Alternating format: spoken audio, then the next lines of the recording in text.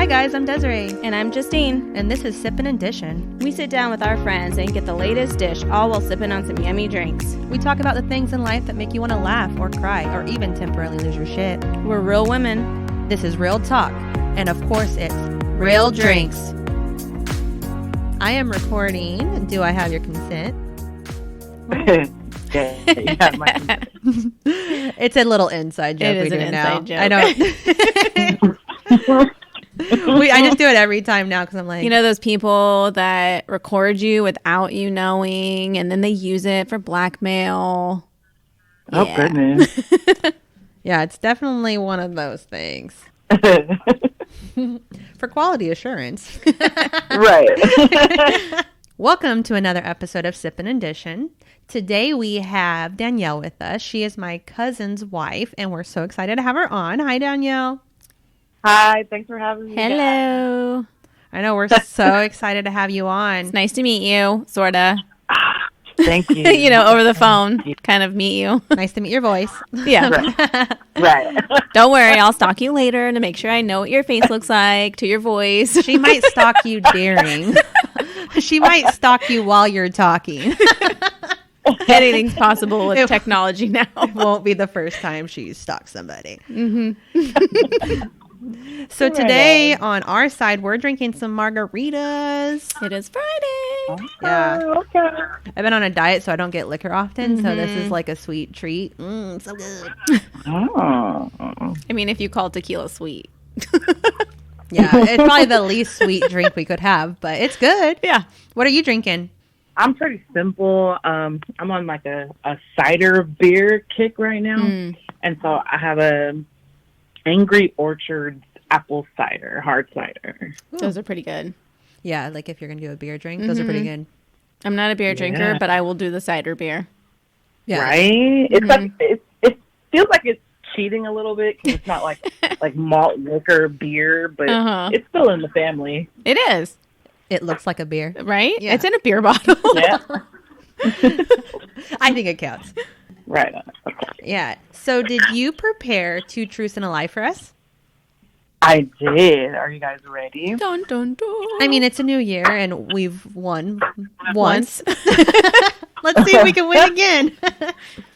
All right. Okay, well, here we go then.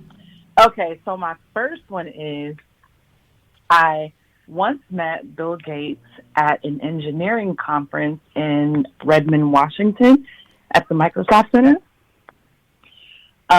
My second one is when I was in high school, I had a near fatal accident 1 week before prom, and I still decided to go to prom. And then the last one is I published a novel when I was in college. Oh, shit. Those are good ones. Wow. I know, those are. Wow. Like, you think the obvious one would be like Bill Gates, I guess, but then I'm like, I don't know. That was a lot of information. Mm-hmm. That was very specific. Where, like, the novel one seems probable because, like, I have a friend that wrote a book, so I'm like, yeah, you could totally have wrote a novel. But it was the most simple. It was the most simple. I feel like I'm going to roll out the prom one because that one was oddly specific. And I feel like experience has made me feel like that could be the truth. I mean, yeah. People almost die all the time. So I think that's possible. Yeah, so, okay, but which one's the lie? What's your guess? Which one do you think is the lie? The book is. You think the book's a lie? I feel like the Bill Gates thing was Because really it was- specific. yeah. Okay, so I have the same answer. I think Okay. the book is the lie. Me too. So is that your guys' final answer? Final answer. Finer answer, even though that made me second guess it. I know. So- Well, you guys are incorrect. Dang it. Well, is it the Bill Gates one? The lie is the Bill Gates one. Yeah. Ah, dang There it. was so much information. But can I just say, though, it was almost true. So I did go to an engineering conference, and Bill Gates was the headliner. However, because our flight got delayed, we missed him by like an hour. So you could have potentially. Yeah. Yes. Could have been yeah. a truth. Could have been a truth. So no wonder you had details. Yeah. Because you knew. That's a good way of doing That it. is. Okay, next time we do this, when we get to switch the tables, I'm going to use that method. Yep. Find something that's Right? slightly true and then make it the lie. Yeah. I think It's like I have the content already. Just, bend the truth a little. Exactly. You made it sound believable. It was believable. Okay, so you did write a novel then. Can you tell us what it was called? Like, I wish I could write a book. Me too. I actually wrote it in high school. It's called Street Song. Wow. I wrote it in high school, yeah, and then I didn't publish it until, I want to say, my third year of college. But yeah, it was like something I started as just like a project, little side thing, because I love writing. And then it kind of just turned into this whole novel. And then I'm like, I sat on it for a few years. I'm like, I gotta publish this bad boy. And I actually did it. That is awesome. That is cool. Was it a long process to publish it?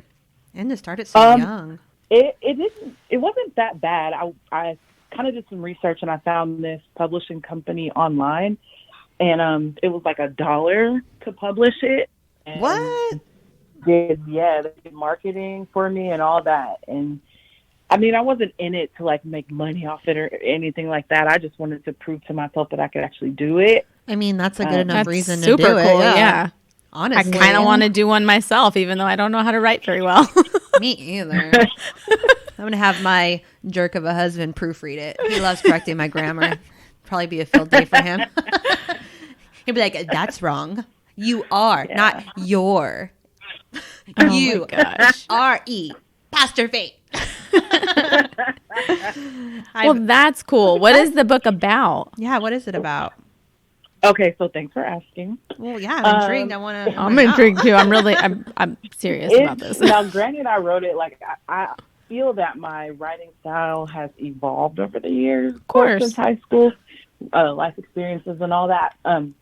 But it's a fiction story about three friends growing up, like their whole journey. And there's there's drama in it and there's poetry in it and there's some philosophy in it because I'm obsessed with philosophy. Yeah.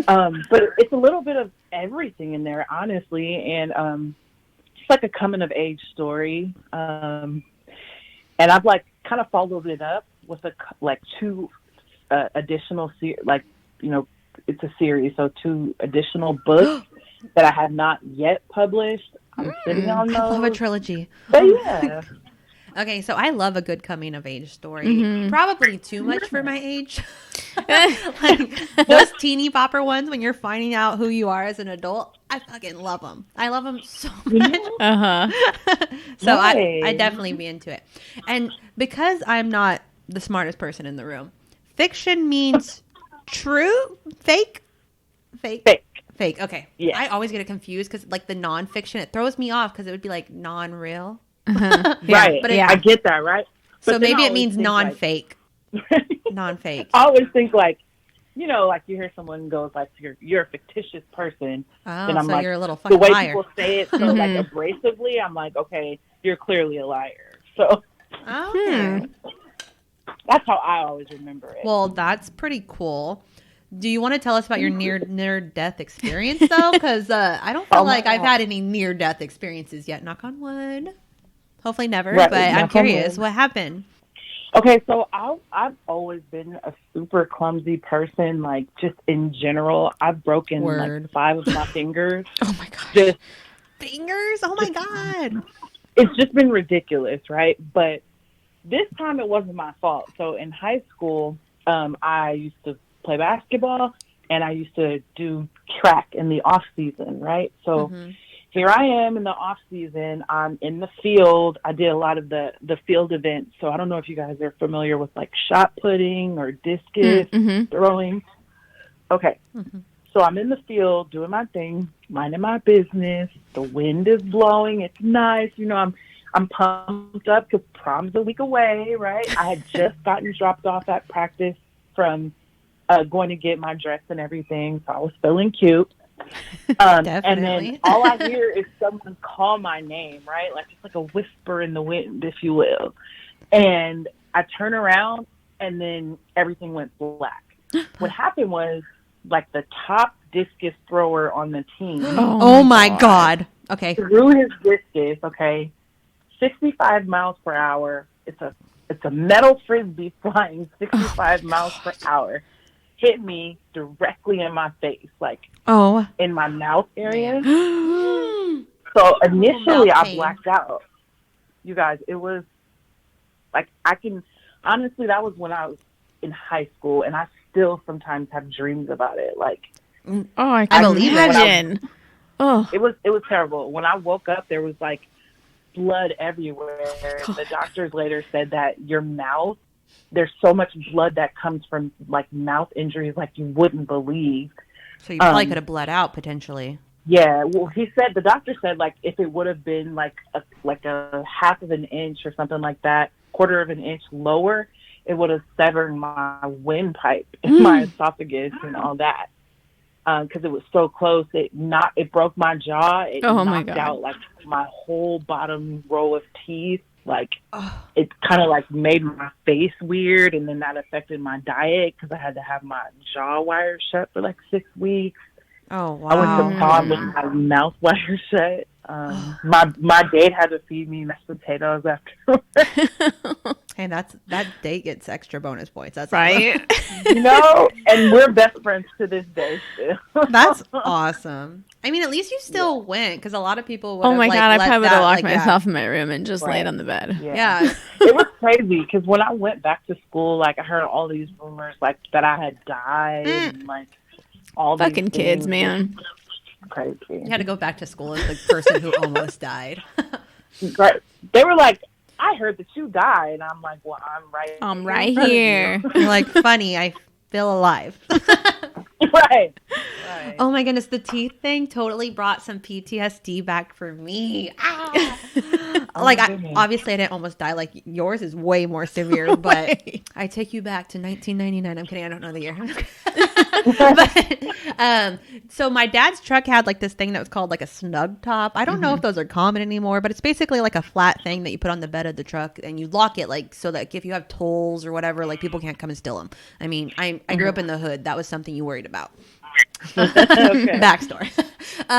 And so we normally do this Apple Hill trip every year, which is like this place like outside of Sacramento if you're not from the California people. But so we normally do it every year, and so like we were loading the back of the truck up with like boots and stuff to go up there to prepare for the trip, and I guess it wasn't securely like fastened in the up position, and so this gust of wind came along and blew it down, and it slammed on my face and it broke my 2 front teeth and like busted open my lip and everything. And yeah, so like since the age of like 13 I've had fake front teeth ever since. Oh my goodness. I still have nightmares about losing my teeth. Like, so I get like that still being traumatized from something so long ago. Yeah. Still have nightmares. You're such a trooper. Yeah. It's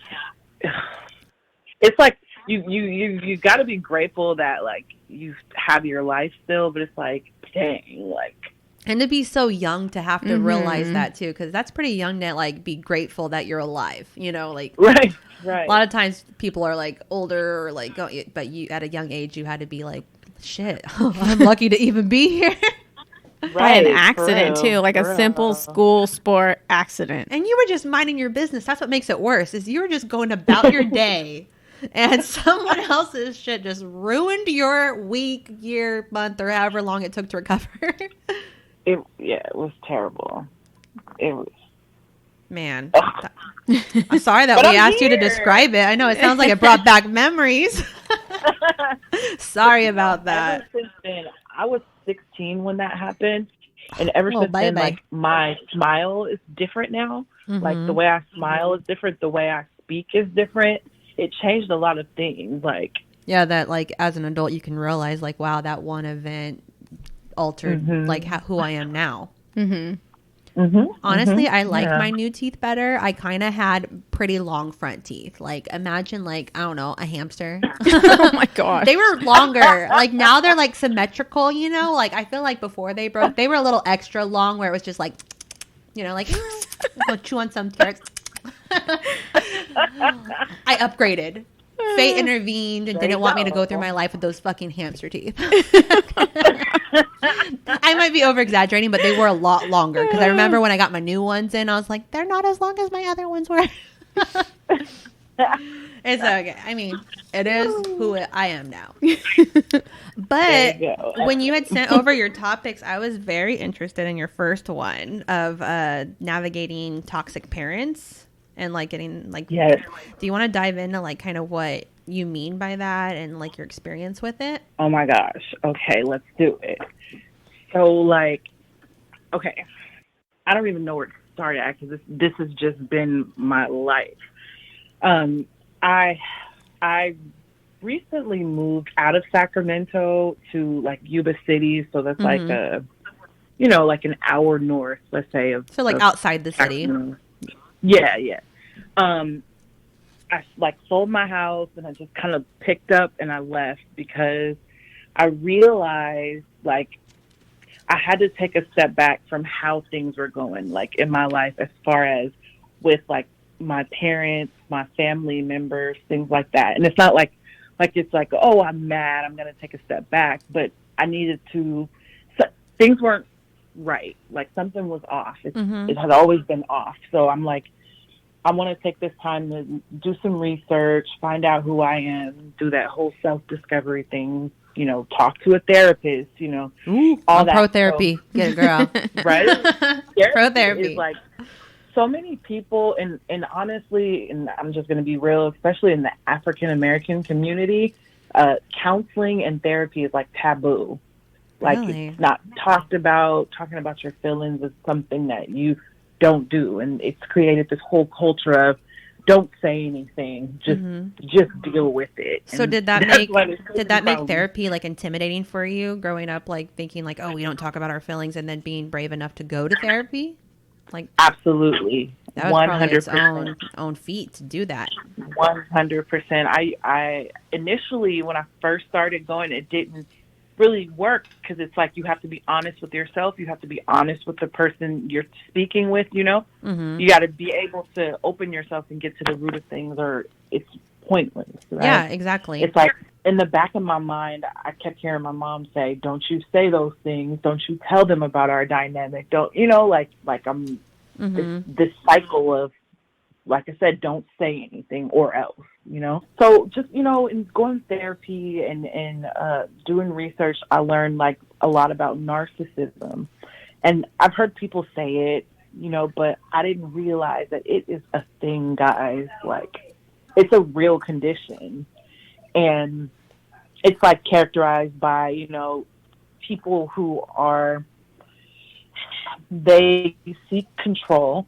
And so they do psychological sort of things to manipulate people to keep that control. Holy shit. And wow. I think I know some of those people.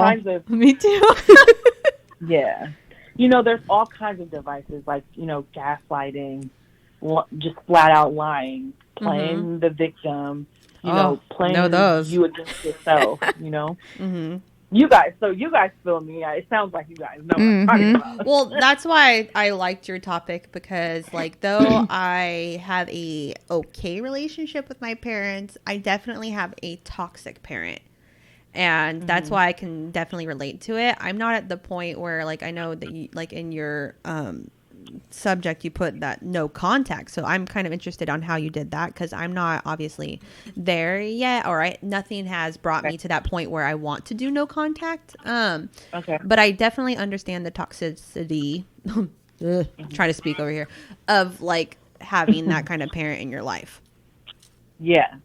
So my only parent is my mom, right? And so this is the toxic parent for me, but it just, what led to me going no contact was just growing up, my existence was a problem. Like I had to apologize for breathing, you guys, like I swear, like I was always into school, my punishment was you can't go to school, or I'm going to rip up your school book so you can't do your homework.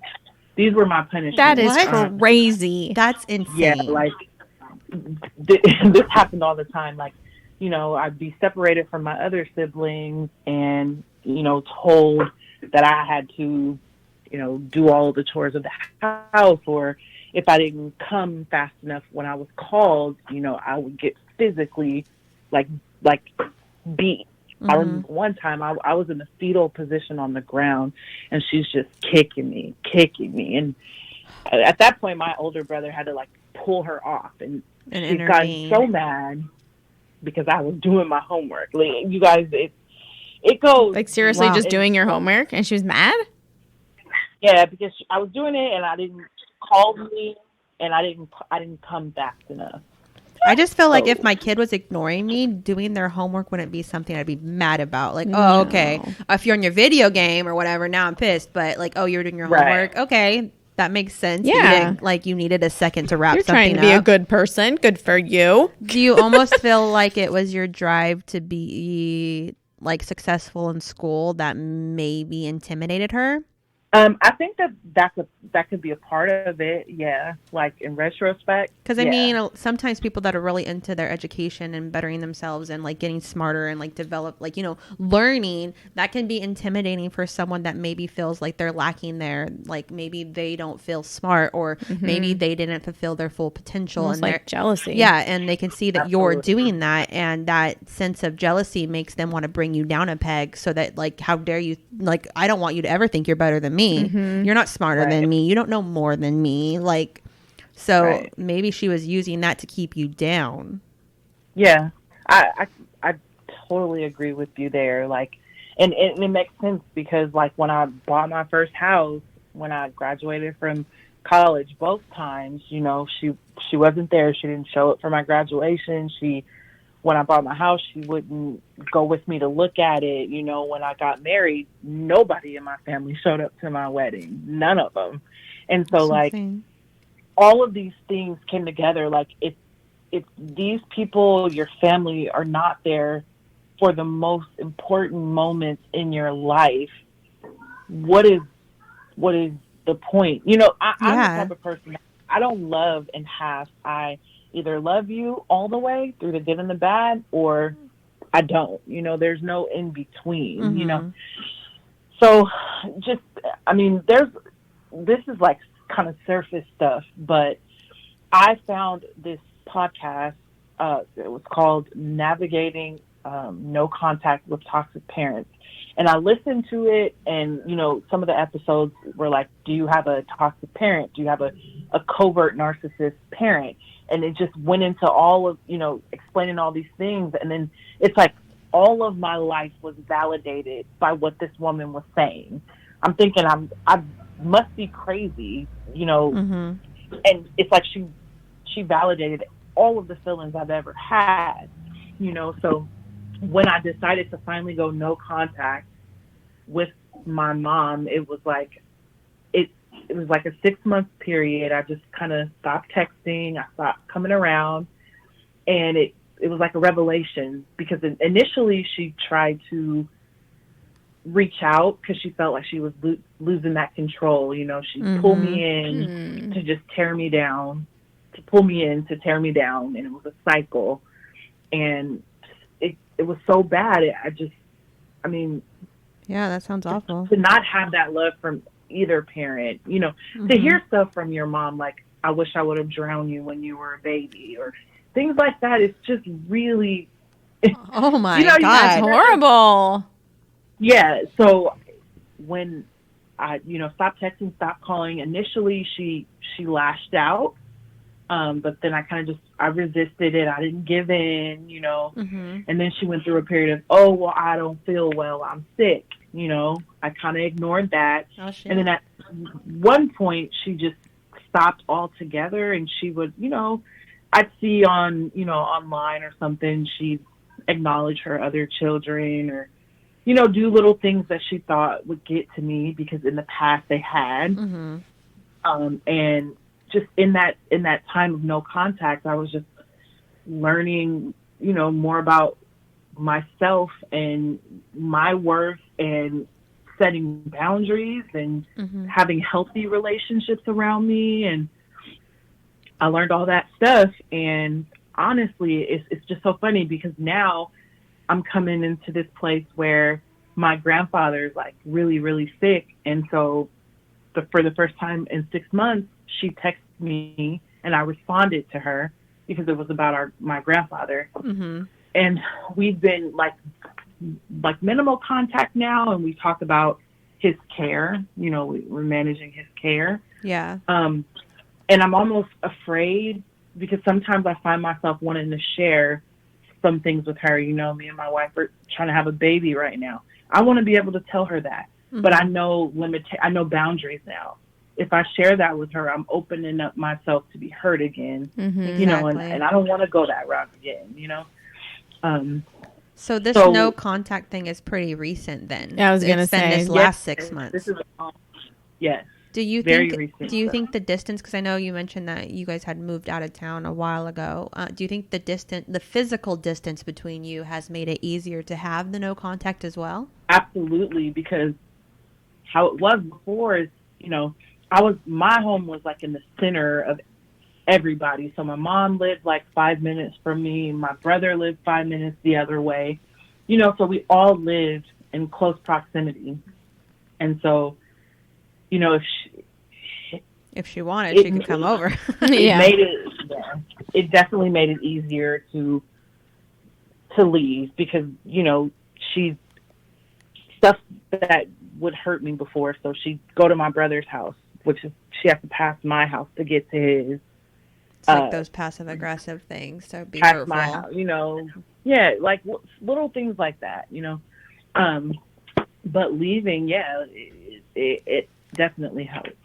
Yeah. I mean, I guess that makes sense. I have a similar experience where distance did allow me to cut off a relationship that I felt I didn't want at the time. I actually had probably at least 3 years that I hadn't talked to my own brother.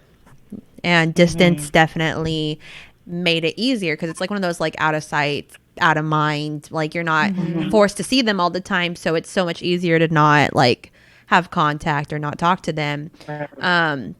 Unfortunately for me, my brother died while I wasn't talking to him.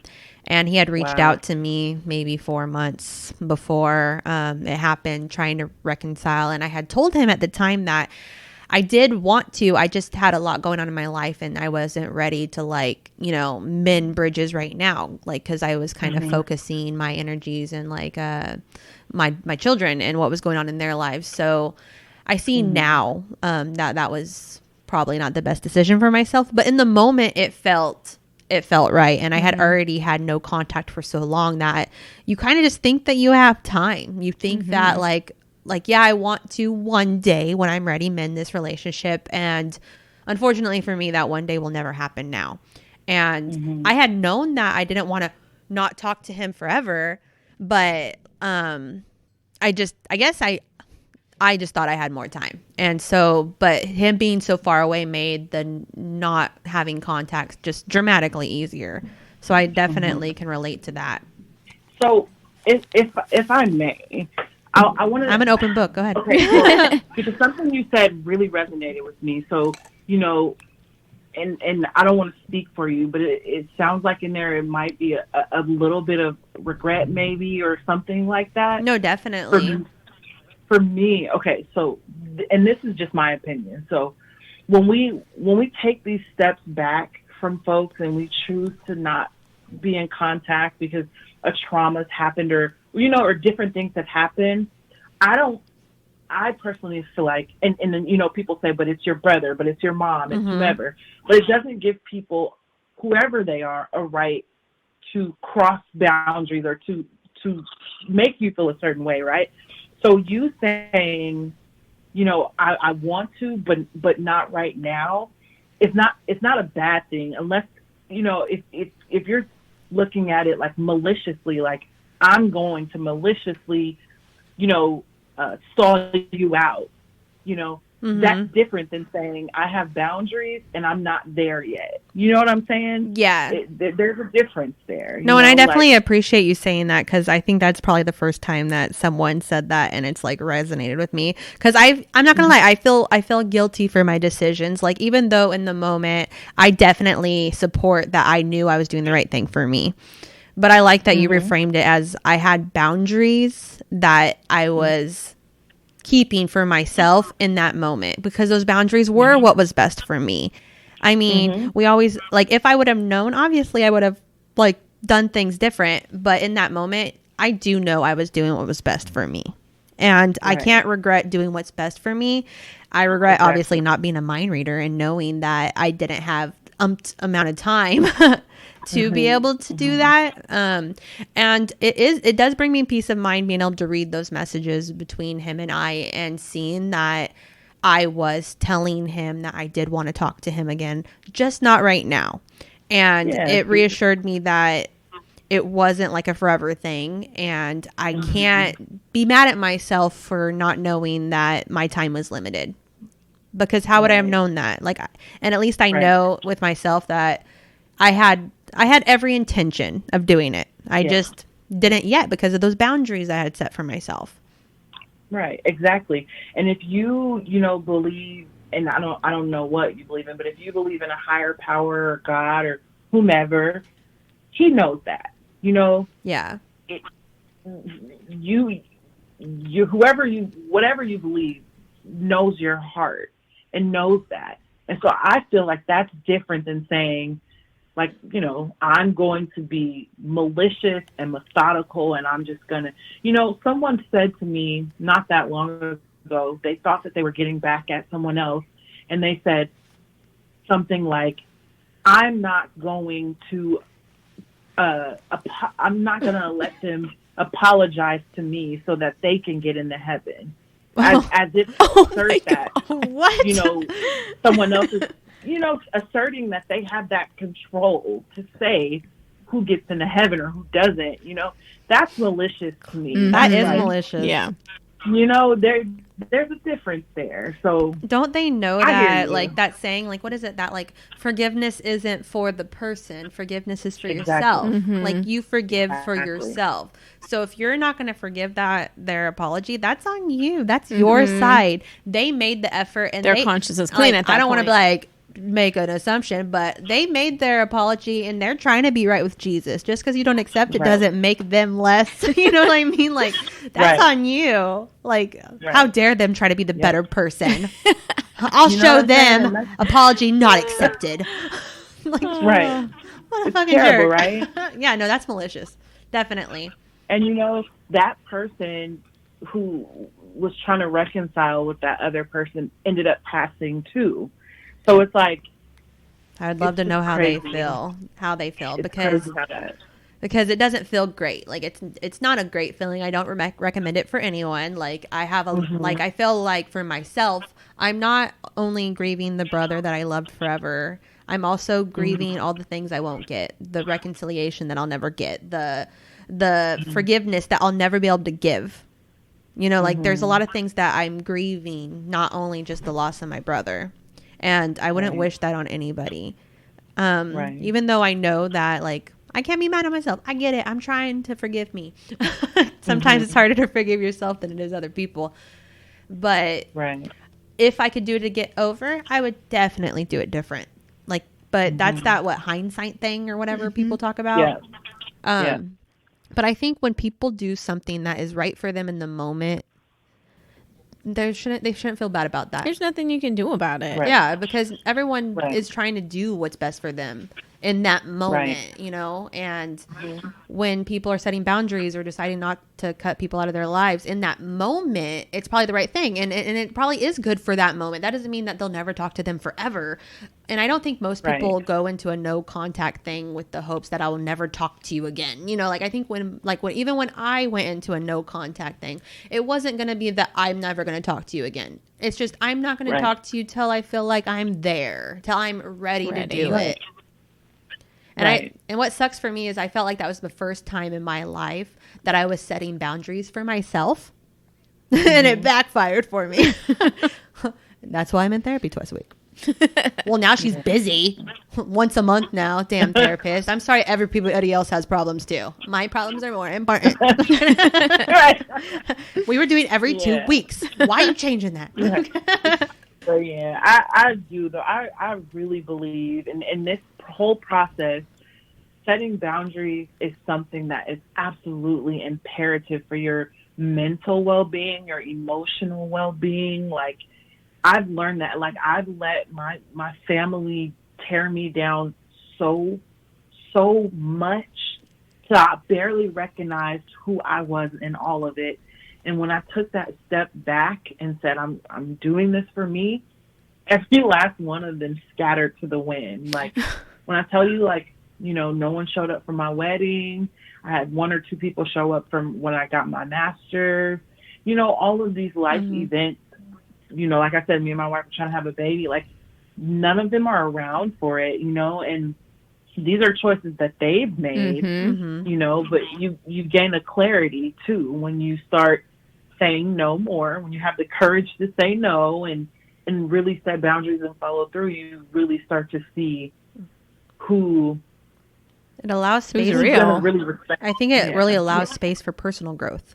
Like, by cutting off those relationships, you're able to grow within yourself, and knowing your boundaries helps you develop as a person too, and what you're willing to take. And then so you have your boundaries on what you're willing to take, and if they want to be back in your life, they're gonna have to respect those boundaries, and they're gonna have to adapt to your newfound, like, not bravery, I don't know if that's the right word, but like, you're standing up for yourself now. You're not going to take their bullshit, and if they want to be part of your life, then they have to be part of your life in the way that you find acceptable, because you don't have to have them around. Right. And, you know, and just like you said, it is absolutely right. And I'm learning all of this now. And if we would have been having this conversation 6 months ago, it would be a completely different conversation. It would be like, but these are my family members. This is my mother. But it's like, hey, okay, that's great, but it doesn't, you know, it doesn't give anyone an excuse to create trauma for you or cross boundaries, you know? Yeah. So that's great that you could do that for yourself. No, that's great, because to be able to cut off family members, I mean, family or friends, I mean, that's really hard, especially when somebody's been in your life for so long. There's a lot of people I could cut out of my life, but I haven't gotten to that point yet where I've been brave enough to be like, fuck you guys. And I think everyone gets to that point, though. Eventually, everyone gets to a point. So it's great that you could do that for yourself. And you realized it wasn't healthy for you. Yeah. And probably in the first time in your life, you're putting you first, and goddamn the rest of them. Yes. You know what I mean? Like, you're doing what's best for you, and that's okay. Right. Because really, what's the alternative if you think about it? What, to keep getting bashed or traumatized by them, or like, you know, them be ungrateful. And that sounds horrible. That sucks that you had to go through all that for that many years. I mean, it's unfair. But it's like, being on the other side of it, though, it's like I'll never go back to that, you know. And I don't know. I don't know. I feel a lot better now, you know. I feel like a person. I feel like an individual, you know, instead of a punching bag or, you know, an ATM or, you know. No, so, that's great. It really is. I know I only know you a little bit, but I'm so fucking proud. I know. Like, just listening, like, yes, girl power. Yeah, like, it's awesome.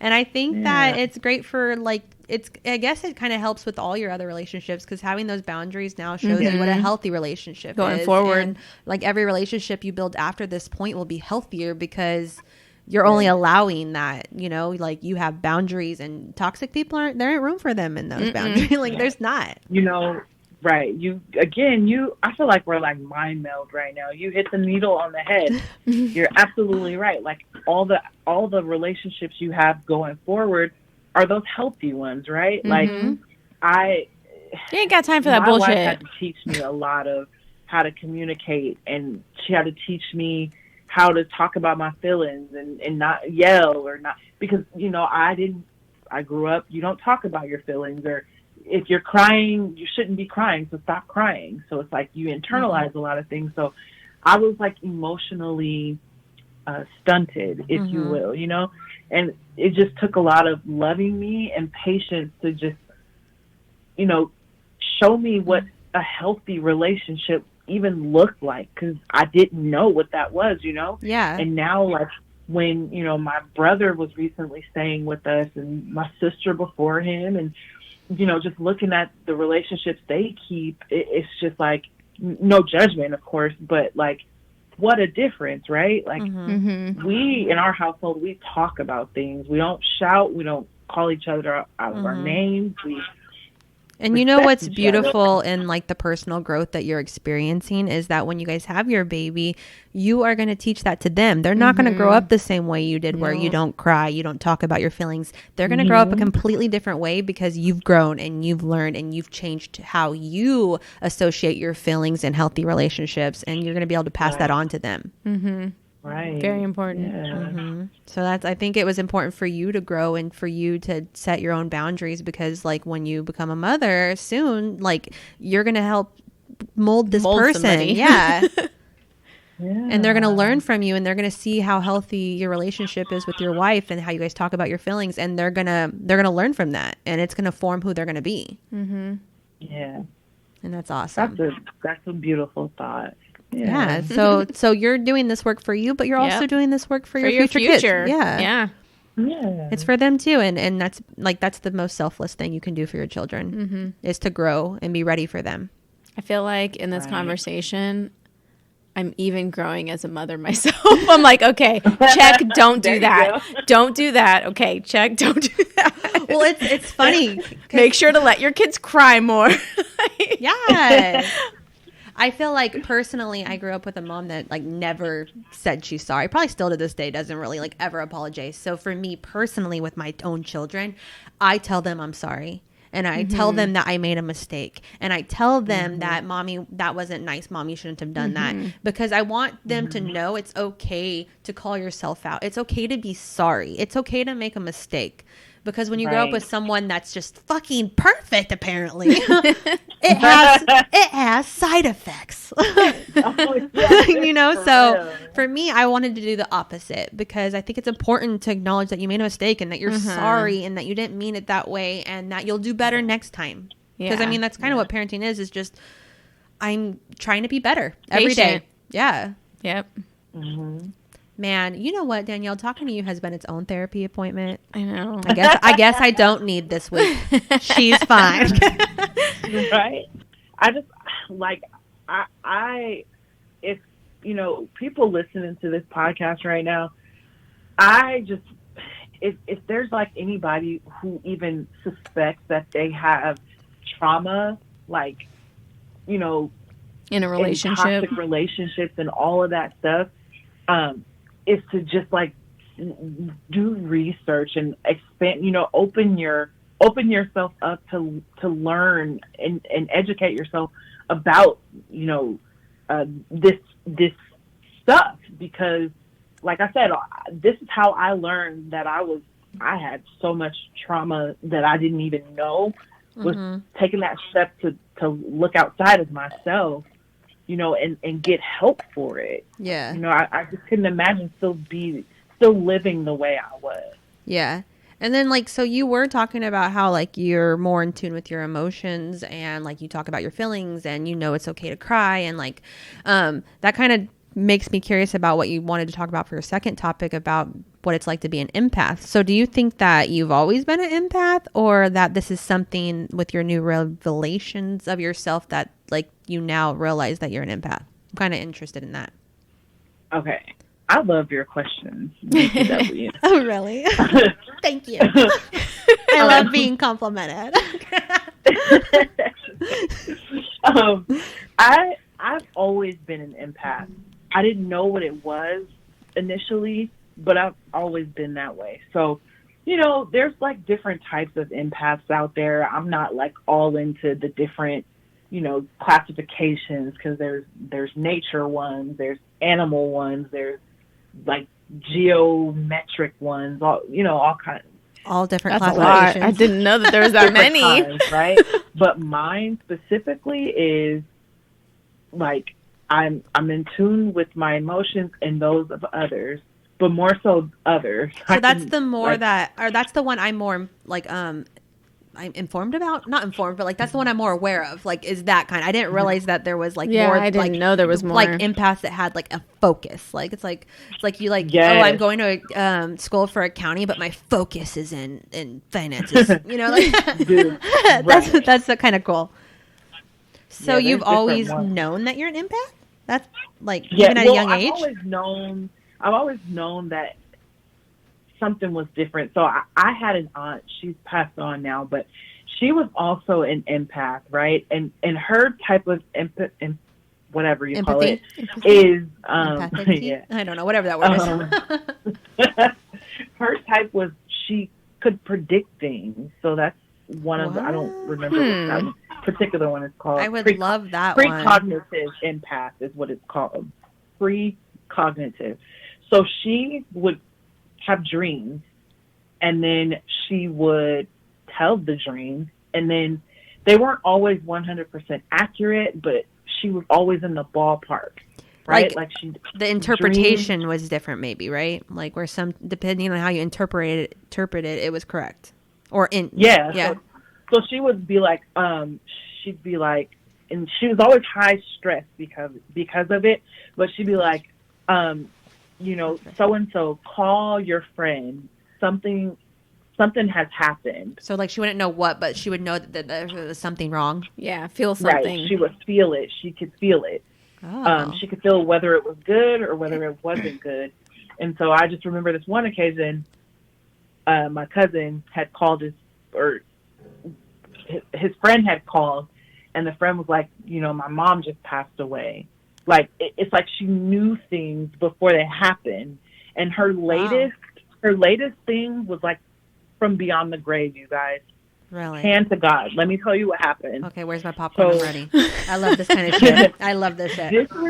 This was like a few years ago. So she passed on. She's passed on maybe like 10 years. Oh, okay. So this was just a few short years ago. I was moving some stuff. Her son brought me this box of my things from like an old apartment I had. In the box was a letter from her. Okay? The letter spoke about my particular situation at that moment, what I was going through. She was given advice in the letter about what was happening in my life at that time. She had already been passed on for 7+ years. Wow. But then this note appears. I swear to you, like, that's no so lie. Weird. It was talking about something 7 years after she had gone. I had never seen the letter before, so it's not like, you know, she had written it to me and I just, you know, tucked it away. Yeah. I don't know. But it's like she came and she brought the letter. And like it was found at the right time, like that you needed to read it. That's so crazy. That is crazy. And she was always she was a writer too. Like, so I feel like the writing I got from her, like some of the empath stuff I got from her, but like, yeah, she could always predict things, and it always made her. She was always sad, like Aww. Because you know, empaths, they kind of take on the emotions of other people, so it's a lot, you know. So with me, that's insane. It is. So with me, mine's more emotional though. So like I said, I can tell how people are feeling if I'm in the room with them. Typically, I can feel it even more. It's like a frequency I get. And like my wife always, she's like, "You're so strange," because I'll be like, "What's wrong?" And she's like, "Nothing." And then 10 minutes later, it'll hit her. Yeah, something is wrong, you know. So before she even knows what's wrong with her, like I can sense it, you know, or taking on the emotions of other people. I can be completely fine, you know, and then someone comes along and they're upset about something. I now feel their upsetness. I don't think that's a word, but I feel how they're feeling. Yeah. And it gets overwhelming. And that's why I don't like being in crowds with people. I don't like being around a whole lot of people because I can literally take on their feelings, you know? And even when I was little, I used to be able to do it a lot, like with my friends and stuff like that. And everyone was like, "You're weird," and, you know? So I would stop talking about God it. forbid being different when you're a kid. When you're a kid, there's like no room Kids for are different. so mean. You're different as an adult, and I'm like, ooh, tell me more. I know. Right. You said what? Right. That's so true. No, that's awesome. Man, Danielle, I feel like we have like so much in common. I'm not an empath. No, I'm not an empath. I'm probably the complete opposite. I didn't start being an emotional person probably till like 5 years ago once I dealt with like internal trauma. And then I was like, oh my God, these are feelings. So no, definitely not an empath. I'm a more sensitive and emotional person recently. But what I call myself is, what was it? Spiritually sensitive. Yes. Yeah. Like I feel like I can sense stuff and I see stuff, which could also be construed as being fucking batshit crazy.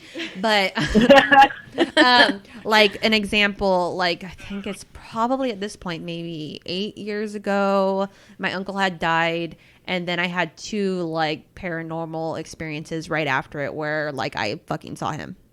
Like one time, like the worst one is where I had saw him and I got my phone trying to call 911 because I thought someone was in the house. Oh, wow. And then he was gone. And it like at that point I had realized who it was. And then I had saw him one more time and then I never did again. But I've had multiple experiences like that. So it's like, I don't know if I'm just batshit crazy because that's totally an option. Like, anything's possible. Like get this bitch, get the schizophrenic some pills. Like that's I'm not saying that that's like without like not in the realm of possibility. Totally. But I like to call myself spiritually sensitive.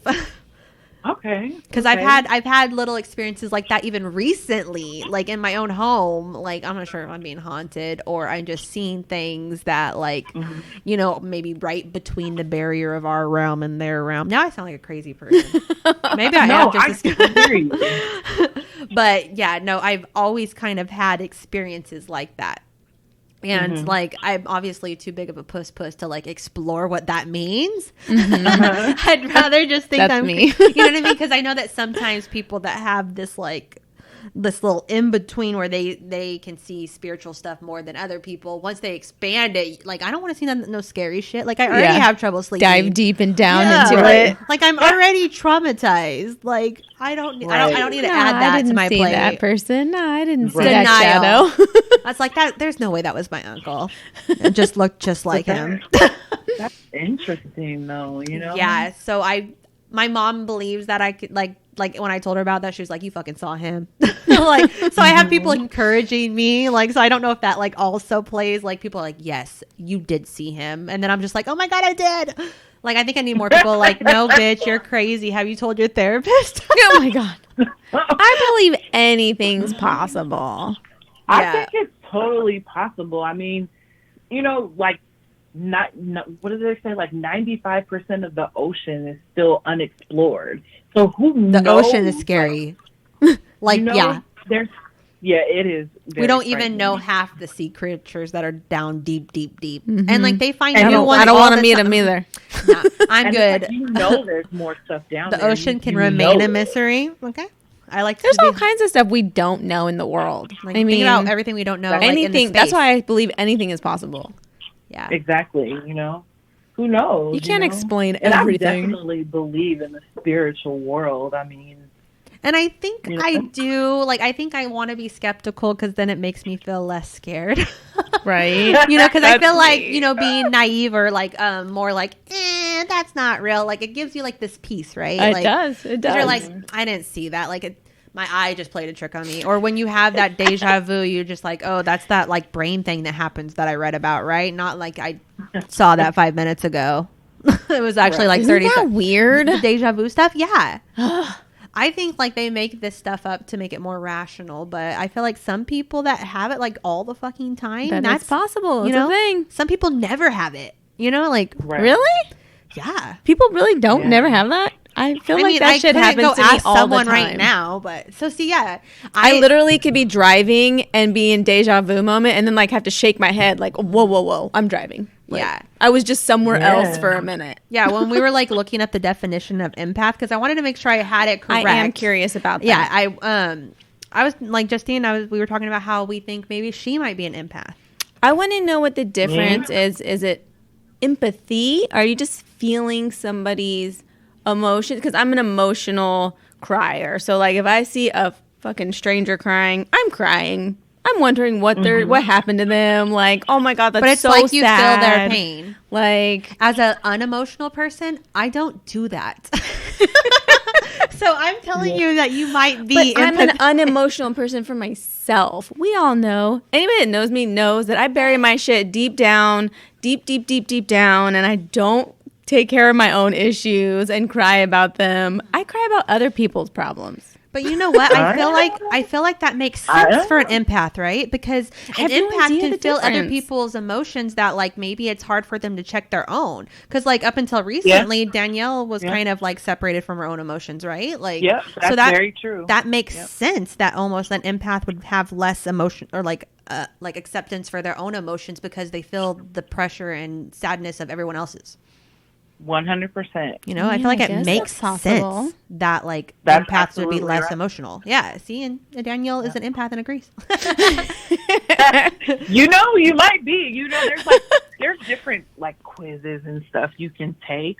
Really? Or like they'll tell you about like there's like all these different characteristics of an empath, because you can be empathetic and not be an empath. That's what we were talking about. Is I don't know like like how do you know the difference of both? I feel like my empathy is different. Like I was trying to explain to her, like when I see people I care about sad, a lot of times it's not that I'm sad about the same thing they're sad about. I'm just really like, it's like, oh man, I'm really sad that you're sad. Like your sadness is sad, but it's not that like I'm feeling your sadness. It's saddening to see you upset. And I think most people might feel that way. I feel like the empath, when they see someone's emotion, like they take on that emotional stress for themselves too. They feel it deeply. Yeah. Right. Like almost like mimic it. You know? Man, I feel like you guys are putting me in this category, because I will say the other day when I read about Brittany and Josh and his mom dying, I literally was crying at my desk. When I sent that Instagram message and I was like, oh my God, my heart breaks for you. I was literally crying while I was typing that message. I think you need to take like one of the quizzes out there. Don't worry, girl. I'm Googling that already. No, but I saw that same exact post. And when I was like, man, I'm so like, that sucks for them. I'm so sad. But I wasn't like on my side, like bawling. You know what I mean? Like I was just super make me sad. Sound so bad. No, I was sad that like I knew that their heart was breaking. You know what I mean? But I wasn't like your level. Like that's why I think you might be an empath. I mean, it could just be because my mom died and his mom died, and I was like, oh my God, me. I don't know. I don't know. Be. I feel like you should do like a little, because I don't know if it's like you can be like diagnosed with it. Like you can be diagnosed. We about to with, diagnose like, myself. Personality disorder, right? But not like empathy or whatever. Being an empath, yeah. That's true, but, girl. I mean, it's possible. They say that like 15 to 20% of the population are empaths. So that could totally be you. That seems like a pretty high number. So how many people are schizophrenic like me? How many people be seeing shit? Oh. But it's not just seeing. Sometimes I feel stuff. Like sometimes I feel a presence, and then I'm looking over my shoulder like, what the fuck? Like, what am I feeling? Like sometimes I feel something, and I'll just like look off into the distance like, what, motherfucker? Like, who's here? You know, like sometimes. Maybe someone's trying to communicate with you or something. Well, then my mother-in-law had to go and fuck up my brain waves, and like, because I had saged my house after I had a experience recently.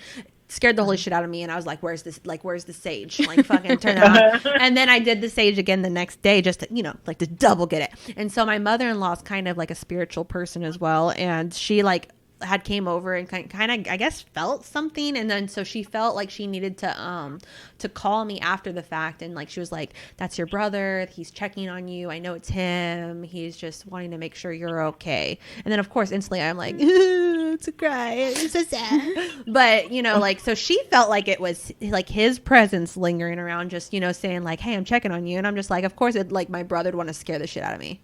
Makes sense. Wow. Yeah. I'm telling you. Oh my God. I feel like this episode's making me sound like a crazy person.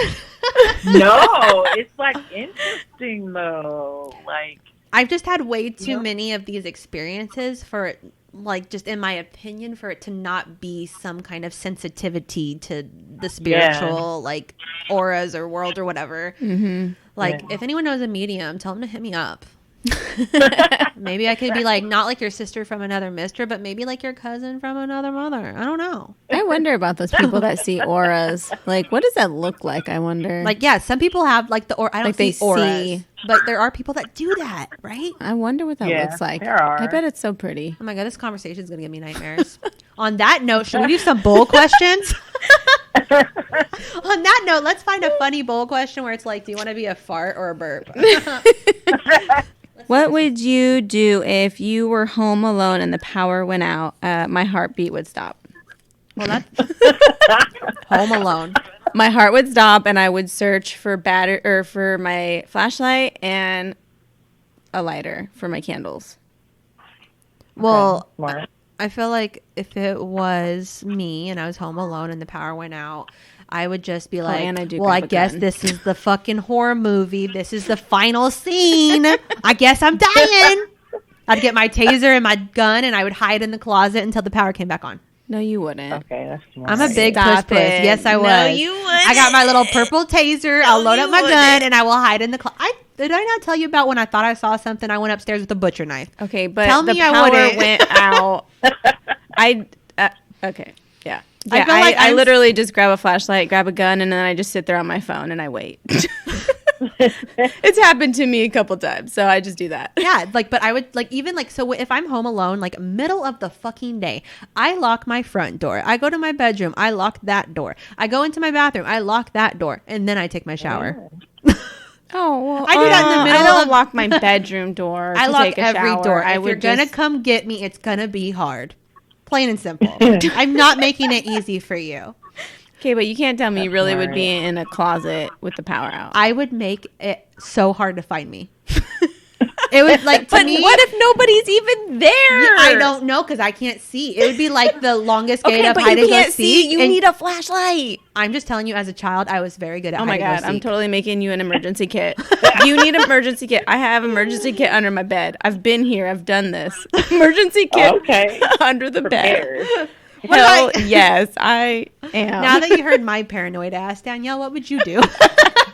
I'm like, I don't know. I mean, if I was home alone, I would enjoy. I was being gonna home say alone. she's That about to never be like, happens. yes, She'd light some bitch. candles, take a bath. Something. She's you all know? bad. But I I poured hear my you, glass like, of wine. If I'm in the shower and even in the middle of the day, all the doors are locked. And honestly, I prefer someone like be here if I'm gonna, because you're so vulnerable. Yes, because you're like completely naked. Naked, wet. Yeah. And then I wear glasses, so it's like I can't see when I get out the shower.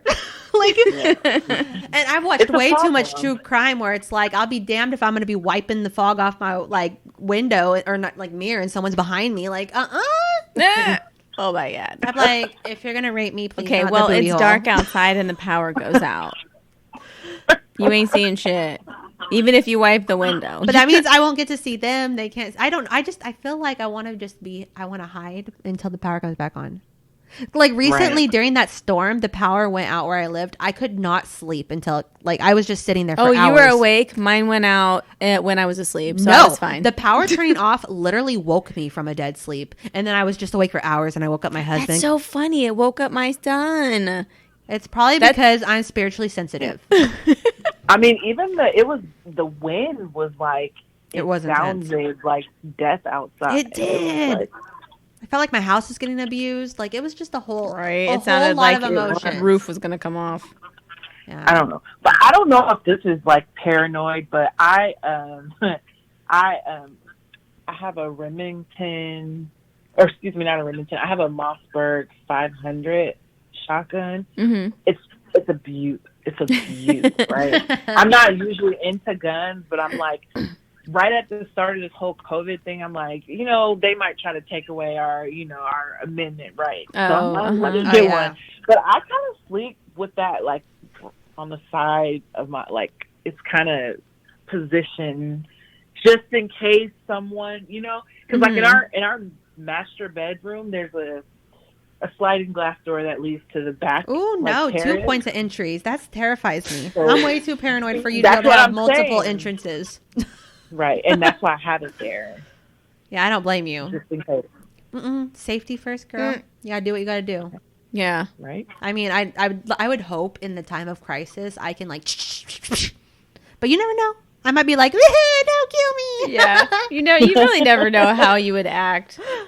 I have a plan in my head, but then like when it comes down to it, I don't know what I'm gonna do. Right. There you go.